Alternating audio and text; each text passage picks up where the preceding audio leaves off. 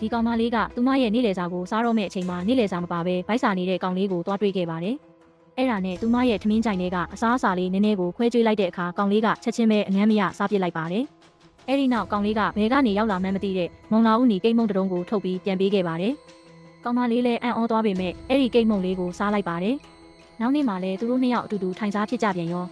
ဒီတစ်ခါတော့ကောင်မလေးကသူမရဲ့အသားလုံးလေးနဲ့ကောင်လေးရဲ့အသားညက်ပေါင်မုံကိုလဲစားခဲ့ကြပါတယ်။ဒီလိုနဲ့အချိန်တွေကြာလာတာနဲ့အမျှသူတို့နှစ်ယောက်ဟာအရင်းနှီးဆုံးတငယ်ချင်းတွေဖြစ်သွားကြပါတော့တယ်။ကျောင်းကားပေါ်မှာပဲဖြစ်ဖြစ်မိုးရွာထဲမှာနှင်းကျနေတဲ့အချိန်တွေမှာတော့သူတို့ရဲ့နေ့လည်စာတွေကိုအငြင်းတဲ့အတူတူမျှဝေစားတောက်ခဲ့ကြပါတယ်။ကောင်လေးကကျောင်းကားပေါ်ကနေအိမ်ပြန်မဲ့ကောင်မလေးစီတကြားလုံးလေးတွေအငြင်းပစ်ပေးလေးရှိပါတယ်။ဒါပေမဲ့နောက်တစ်နေ့မှာဘာဖြစ်လာမလဲဆိုတာကိုတော့ကောင်လေးမသိခဲ့ပါဘူး။နောက်နေ့ကျောင်းကားပေါ်ကနေကောင်မလေးရဲ့အိမ်ကိုကြည့်လိုက်တဲ့အခါမှာတော့အိမ်ကိုရောင်းလိုက်ပြီဆိုတဲ့ဆိုင်းဘုတ်ကိုတွေ့လိုက်ရပါတယ်။ကောင်မလေးပြောင်းရွှေ့သွားခဲ့ပါပြီ။ကောင်လေးလည်းသူကျွေးဖို့ယူလာတဲ့မုံလာဦးနီကိတ်မုံလေးထည့်ထားတဲ့သူ့ရဲ့ထမင်းကြိုင်လေးကိုကြည့်ပြီးအထီးကျန်ဝမ်းနေခဲ့ရပါတယ်။အဲဒီနေ့ကခရစ်စမတ်နေ့ဖြစ်ပြီးကောင်လေးကဆန်တာကလော့စ်ကြီးအိမ်တွေကိုလက်ဆောင်တွေလိုက်ဝေနေတာကိုလှမ်းမြင်လိုက်ပါတယ်။နောက်တစ်နေ့မှာတော့ကောင်မလေးဟာသူမရဲ့အိမ်အစ်စ်ကခရစ်စမတ်တစ်ပင်ပေးမှာလက်ဆောင်ဘူးလေးတစ်ခုကိုတွေ့လိုက်ရပါတယ်။ဖွင့်ကြည့်လိုက်တဲ့အခါမှာတော့အဲ့ဒါဟာကောင်လေးအမြဲကင်နဲ့အပြာရောင်ထမင်းကြိုင်လေးဖြစ်နေတာကိုတွေ့လိုက်ရပြီးကောင်မလေးလည်းဝမ်းသာကြည်နူးစွာနဲ့ပြုံးလိုက်ပါတော့တယ်။